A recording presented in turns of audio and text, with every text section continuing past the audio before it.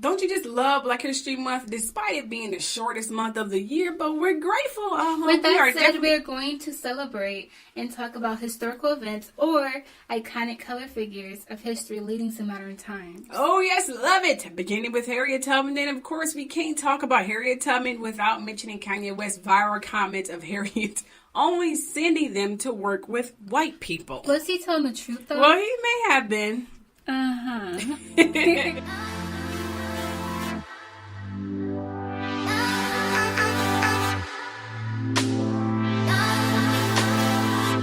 Hi, everyone. Welcome to our new podcast called Mother, Me, Keisha. Yes, Keisha from The Truth Show and Keisha's Gossips and Truths. And daughter, me, Alexis, from who's currently in college right now. Al-Azaya Chat, which means... AKA Random Chat. Yes, that's what it means. You don't have to interrupt me, ma'am. Okay, the topic for today is Harriet Tubman. First, I'm going to give you a nice little intro, because you know me, I always have to give an intro, right? Okay.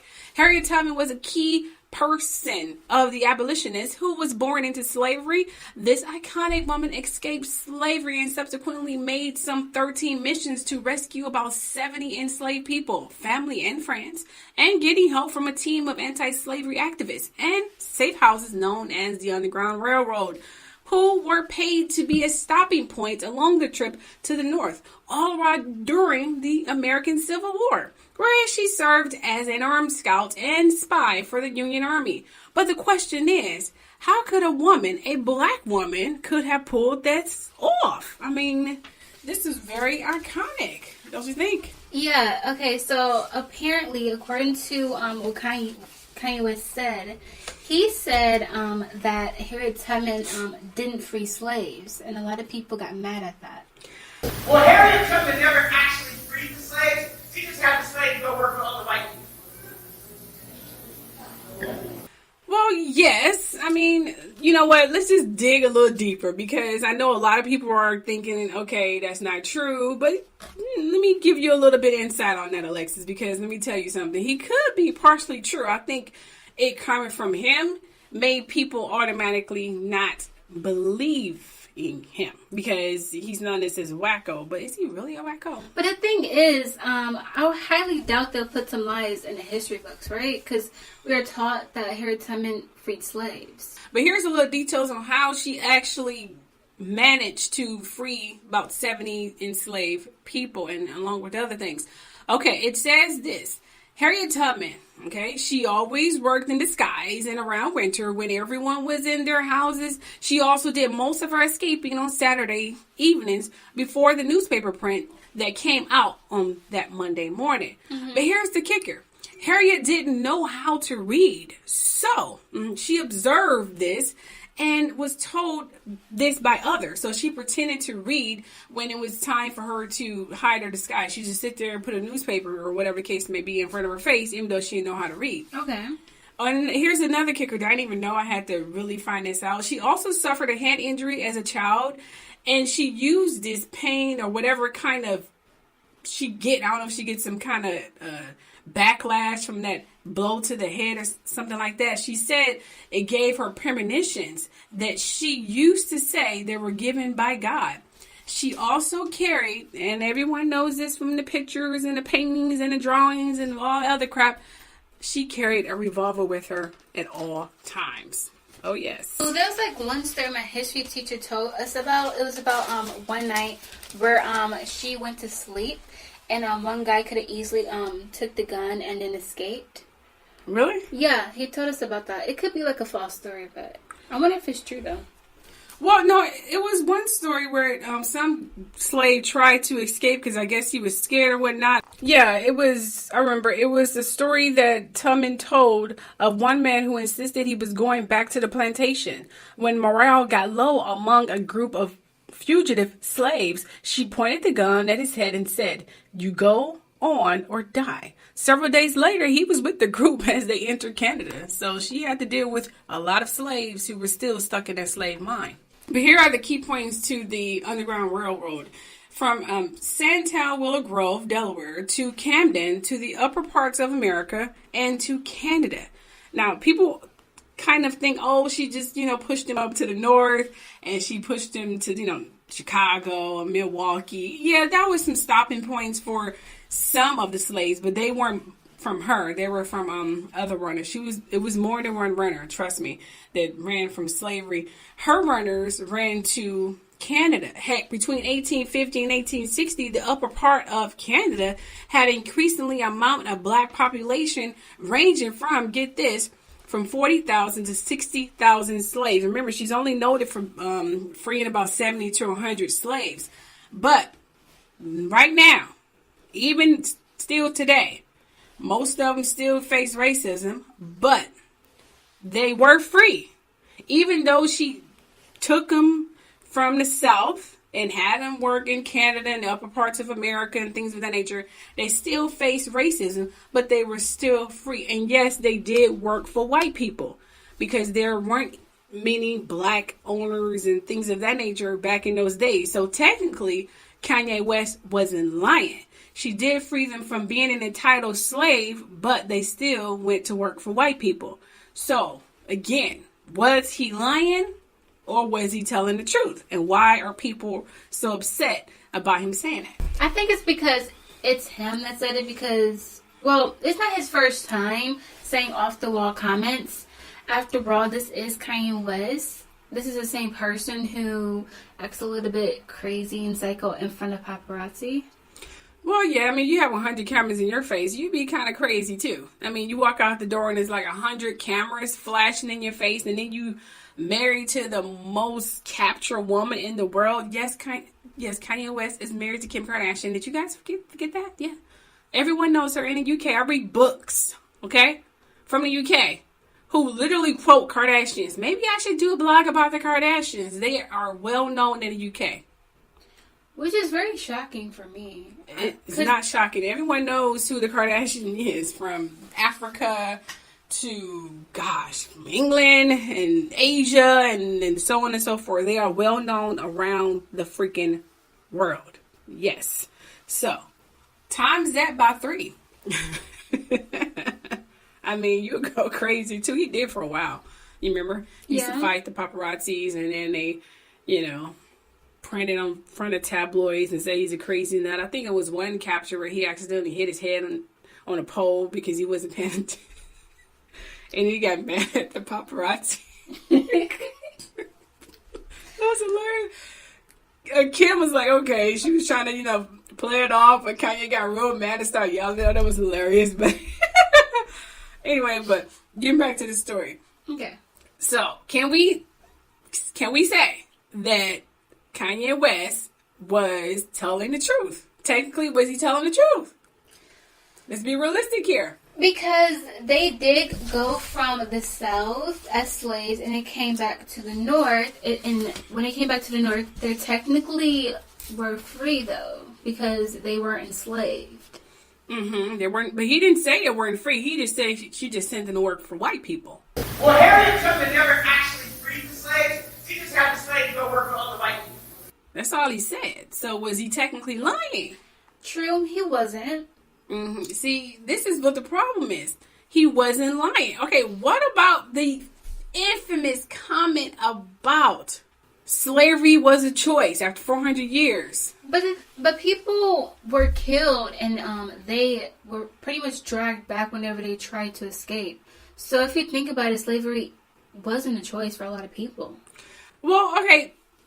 And I completely agree with that. But I'm on the side of, segregation times. Segregation times pretty much started after slavery ended. Mm-hmm. They still wanted some kind of separations from the blacks, from whites, whatever, seniority or whatever they call themselves. However, segregation ended and a lot of dead bodies, a lot of people got killed in the process of trying to end segregation. But we didn't give up. So we ended segregation. So by ending segregation was a choice for us to keep fighting.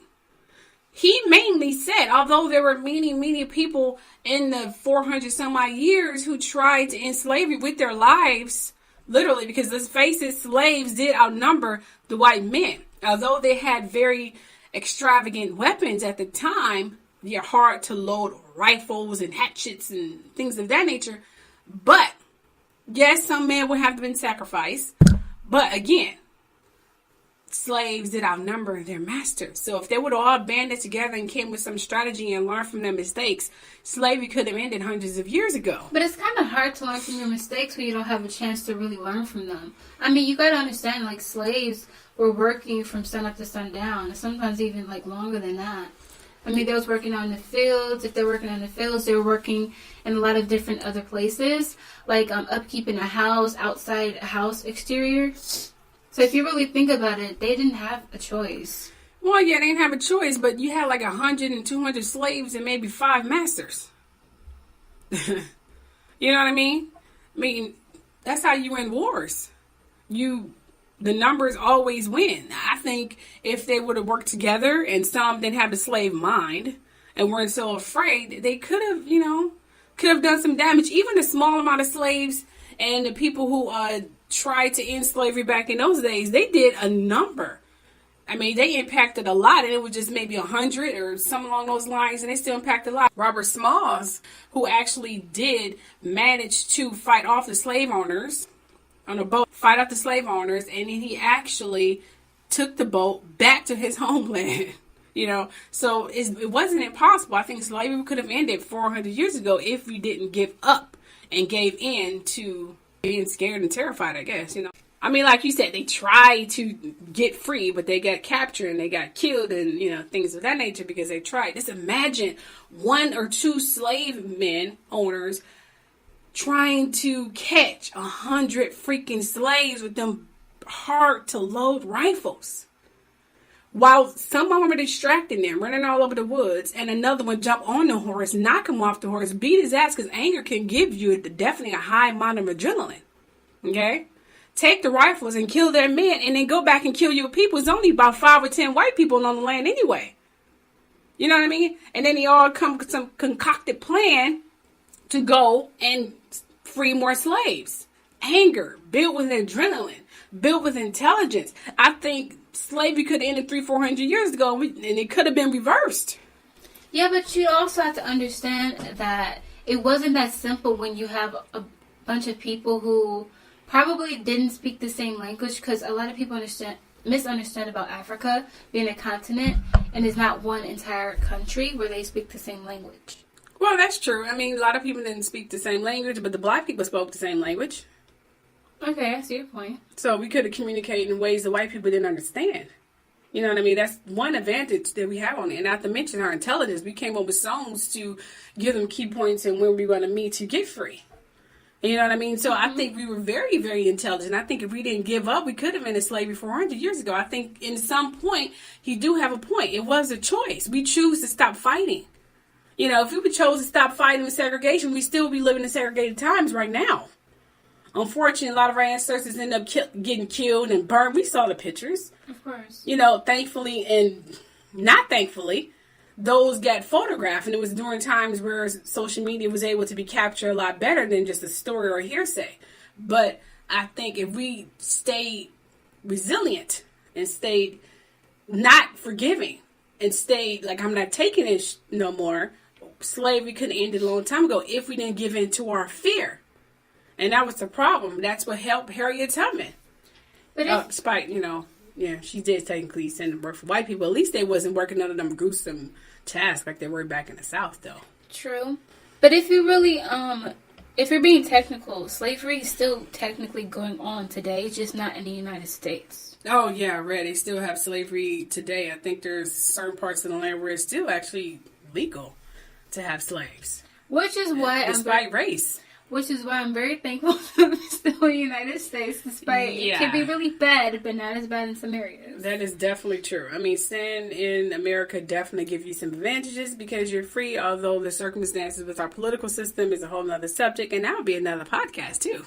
Oh, that also reminds me, though, of one comment a YouTuber made where she said that she prefers to be in the United States where people are openly racist and not as undercover racist. Well, she has a point there. I mean, that's one good thing you can say about ex-president Donald Trump. He definitely bring forefront the racism that was so hidden, and stifled for so many years. He allowed the people whom you didn't even know was racist to show how racist they are. So I applaud you, Trump. You are wonderful in that. Because the thing is, I agree with her in the sense of saying that America can be very openly racist, which, a lot of people would think that's the kind of out there statement where you would say that's a good thing. I only say it's a good thing because that way you'll know who are the people that you need to stay away from. Because if you go in like some other countries and places where there are definitely racism, but they're not as open as it is the United States, where you might see a Confederate flag somewhere. That's true. That's true. That's true. They still... I think the one good thing about staying in America is that, in fact, we do deal with issues... Openly and in hand. There's definitely a high state of democracy in America. But then you have the UK. Yeah, they're not as open. I have not seen a revolution, a movement of racism. I didn't even know they... Did you know they had a Black History Month in the UK? I didn't even know that either. Until Meghan Markle and I believe Prince Harry did some show or something and he mentioned it. She was like, I had no idea that you had one. And to me, it's an insult to Black people because I had no idea because I'm a huge fan of the whole UK royal family. If you follow me, you know I have all the deets, okay? But still. Yeah. And it's amazing. It shows, first of all, if you guys didn't know racism still existed in the UK, you should have definitely got a peek at that when Meghan Markle was in the UK. Because they made it abundantly clear how racist that country is. And it needs to be discussed. But since she's been gone, it's been... back pushed under the rug again. But that's only because I feel that with their environment, the UK, I have noticed, at least from a lot of YouTubers, not only YouTubers that I watch, but just influencers in general that are from the UK, they don't really speak about issues that are big issues. See, in the United States, you can definitely say when there is a huge issue, we will bring it up and we will talk about it. Whether or not people agree on the same topic, but it is brought up and we do talk about it and we do make a stance about it. But I haven't actually... I'm not saying that all people from the UK does this, but it is something that doesn't happen as often as it does happen in America. Whereas there'll be an issue as far as, I don't know, racism, people being rude towards people of one race. I'm not being just generalized towards Black people. I'm talking about just in general. Mm-hmm. They don't really bring that up at all, even though it is a huge issue. Because you have other people from the UK that are Black and then they end up moving to places probably like America. And they said that they prefer a different place just because when stuff happen and they try to speak about it there, no one wants to speak about it. That's true. And they still do the knee to the neck in the UK too. Just to let you guys know. That knee to the neck is still being done in the UK. Of course, since the media is so controlled there, so a lot of the things that happen there, we probably won't hear about. That's unless you manage to simmer over to the UK news blogs and you probably hear and find out a lot of things. Their cops, I don't believe, even carry guns. I know. That is so crazy. I didn't even know that. I was like, it can't be copping here, that's for sure. These cops run around like they're in a war or something. That's one thing I do not understand. Why do they need all that crap as if they're in a war zone? You really think that the streets in America is just like filled with like craziness? Craziness is them. Because, but honestly, it's really not.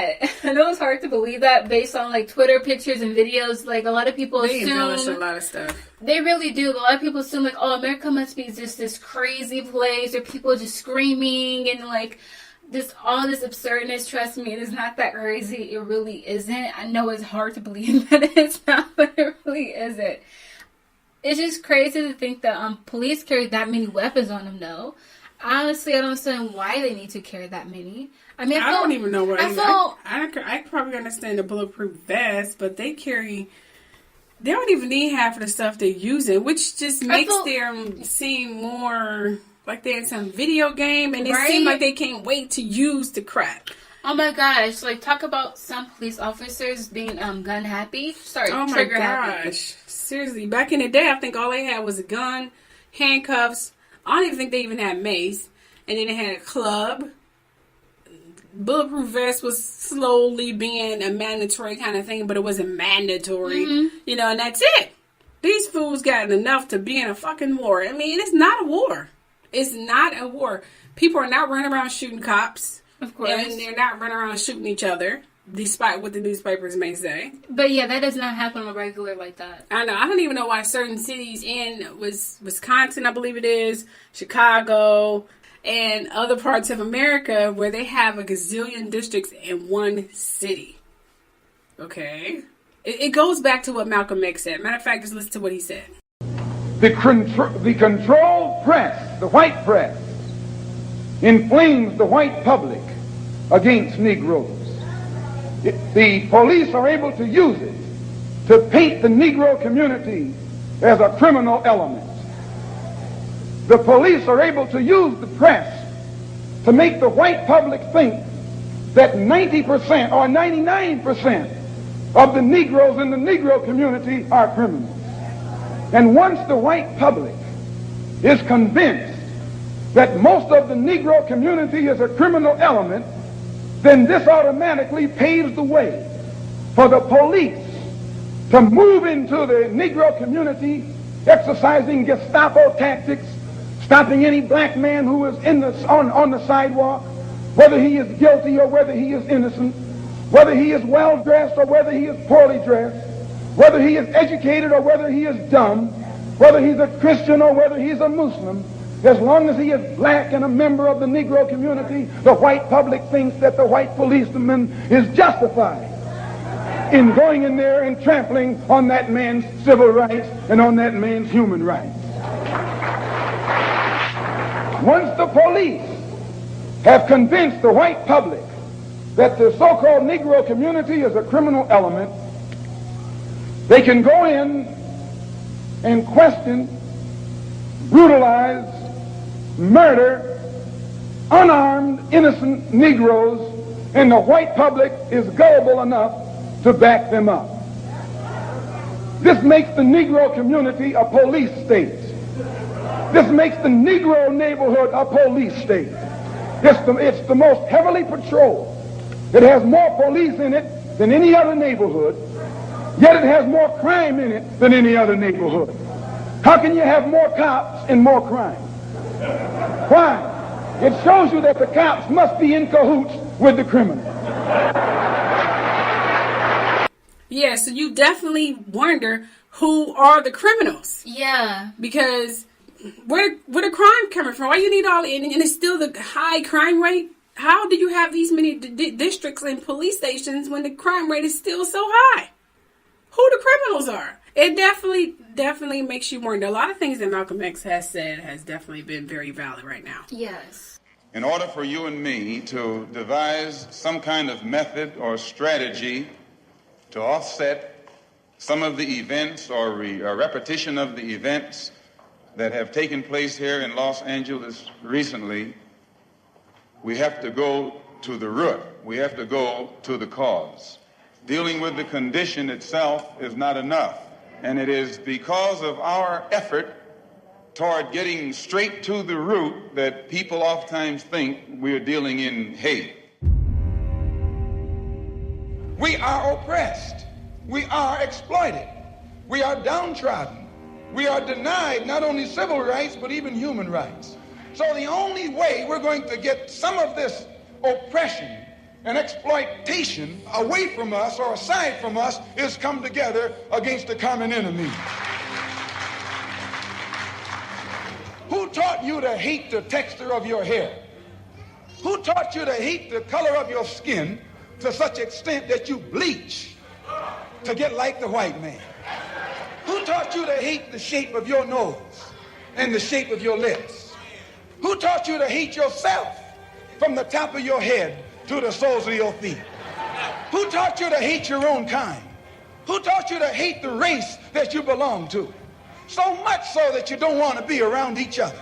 No, before you come asking Mr. Muhammad, does he teach hate, you should ask yourself, who taught you?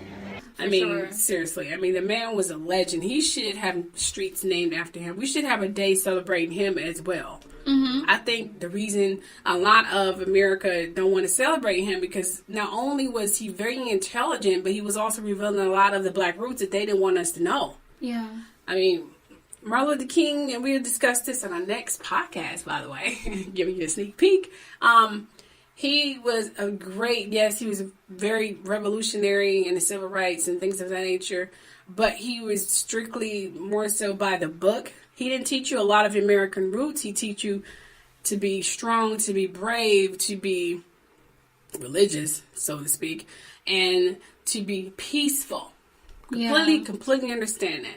But he didn't teach you about your roots. He didn't give you knowledge. Malcolm X gave people knowledge. He gave you the insight about the political system, the media, the history of African roots. He was giving you some really insight stuff that a lot of black men, black leaders did not want to know, didn't know. Yeah. And our people are now like, gosh, she was telling the truth. But the major difference between him, Malcolm X, and Martin Luther King is the fact that Martin Luther was more religious, and he focused more on Christianity than he did on the major points of what black people really need to learn and know. There are some interviews you can actually look up of things that he said, but he really never focused on the main points of the things that Malcolm X brought up that are very much true, and I feel the messages that a lot more people need to actually hear versus points of just trying to do things very peacefully. And I think that's where things really did not meet eye to eye. I do agree with Martin Luther King at some points where he says that sometimes you need to do things peacefully to show that you don't mean. Yes, so do I. Pretty much like two wrongs don't make a right. I understand that type of mindset. But at the same time, with Malcolm X, sometimes you can't do things peacefully when they're not trying to be peaceful with you. Exactly. And you won't get anywhere when you're trying to always be peaceful all the time. Sometimes you have to be assertive. Yeah, because if you really think about the battles that happened in history and wars that happened, there were important wars that needed to happen. Yeah, there was a lot of bloodshed. Yeah, people died, but it was important for it to happen. Think about the outcome. And sometimes people do need to be more forceful. So you can't be peaceful. You can't try to just try to have a calm conversation. Sometimes you actually have to be a little bit aggressive. Sure. And that's where I feel that Malcolm X and Martin Luther King really, the two messages just really do not meet eye to eye. I can understand why they promote Martin Luther King more. And not Malcolm X. Yeah, because Malcolm X, he said more things that more, I don't want to say correct, but more. They were very correct. He said a lot of truthful things. Yeah. I mean, he definitely brought insight on the true race of Jesus. Yes. You know, even white people can't even deny that. They can, but they can't. So a lot of things that he has said were true. Matter of fact, most of the things he said were true. We getting away from our podcast, but but it definitely stems from the beliefs on what America who they want to promote. This stems from Harriet Tubman. Harriet Tubman got promoted because, I'm just going to be blunt. I know you guys are going to hate me for this. First of all, the lady was very brave. They tried to get a lot of black women, men to do this task, but she was the only brave enough person to do this. But if you look deep into the records, yes, some black free leaders and people of that nature did help her with her path in terms of the Underground Railroad. At least that's what they recorded of those black people. But if you look in some of those Underground Railroad parts and stops were white people. They were helping to fund the Underground Railroad because they needed workers as well. All the workers were down south, but they wasn't any in Canada. It wasn't many in the northern part of America, and they needed workers. How were they going to be able to do it when the slave people and the slave owners back in the South weren't trying to give up SHIT? They had to do something. But a lot of people forget that it was more of a war tactic move as well, because slaves were the biggest income bringer in the South. And this is also during a time where the South and then you have the United States were having more of a war against each other. A lot of people forget that the slavery ended not because out of the kindness of the president's heart at the time. That was a serious political move. It was more of a tactic than the actual, doing it because he really, truly believed that it was wrong. I'm not saying that he was racist. I'm not saying that. All I'm There's saying, history that Abraham Lincoln wasn't, he was racist despite his roots. But just saying. I'm just saying that it was That still more can be debated. Just saying. it was more of a tactic move to bring down a financial situation where, if they don't have a lot of slaves there, again, not having a lot of income, which again results in a lot of funding for military weapons. So it was more of that kind of thing. So and also it proves the North too. So it brings like slaves from down north, from the South, and bring them up north. So then the income financial situation in the North will increase. It's more of like a tactic than anything. Yeah, she helped them out a lot. She brought a lot of workers from the South to the northern part of America and also in Canada. Hence why she's remembered today. Despite all the other people who tried to enslave her in their way and end up getting hung and things of that nature, but she is remembered. You guys, that's another thing Malcolm X tried to teach you. Why is she remembered? Of all the people who gave their lives on trying to end slavery, why is she remembered? Because they want you to remember her because she contributed to a lot for them as well. She brought workers. They needed workers. She brought them. You know what I mean? Yeah. So she definitely helped out a lot, and they made sure you guys remember her. And I'm not going to get into other people they tried to use.